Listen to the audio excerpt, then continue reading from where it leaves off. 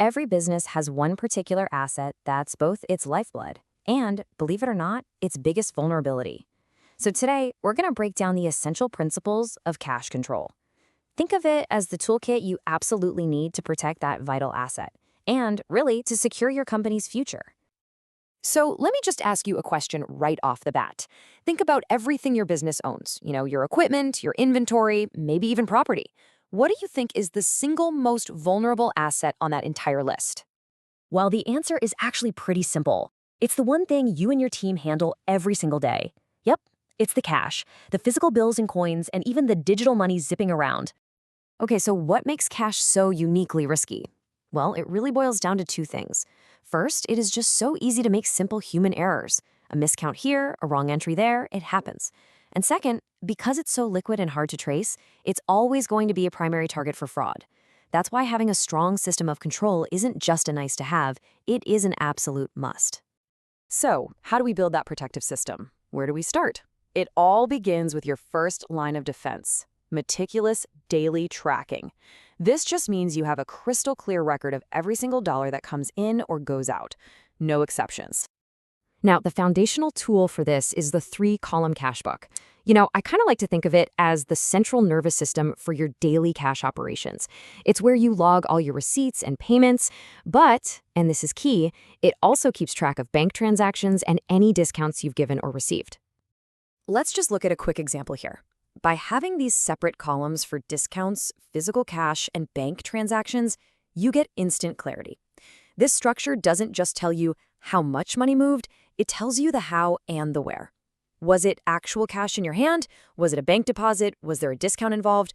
This level of detail is honestly a game changer for organizing your daily finances.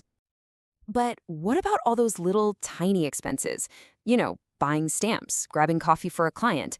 It seems kind of crazy to write a check for $5. It's just not efficient. And that's exactly where the petty cash system comes in.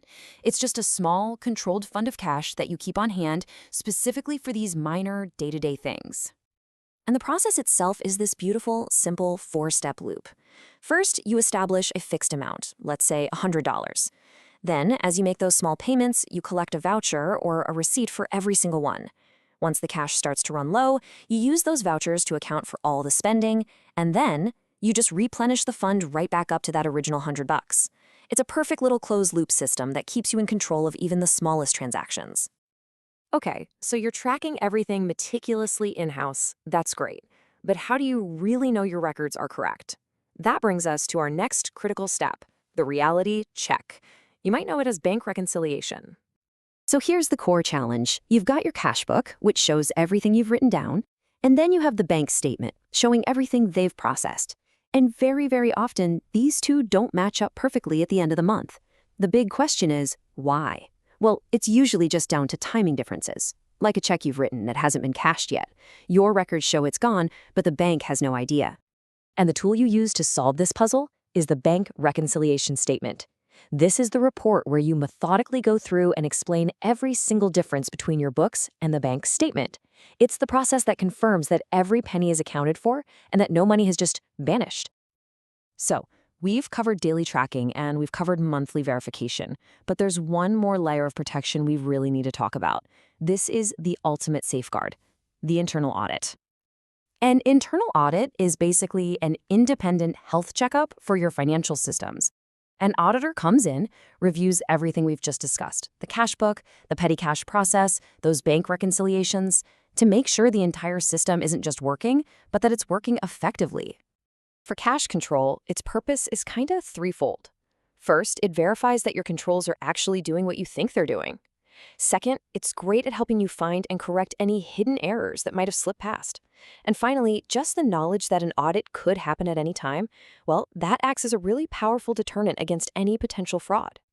So when you put all of this together, the daily tracking, the monthly checks, the periodic audits, what does it all really add up to? Well, it's about making a fundamental shift, moving from a place of just control to a place of genuine confidence. And this right here is the key message.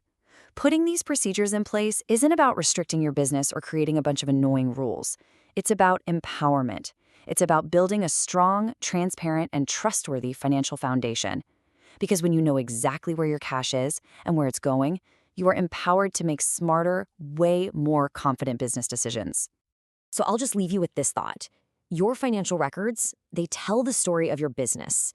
The principles we've covered today are the tools you need to make sure that story is complete, that it's truthful, and that it's accurate.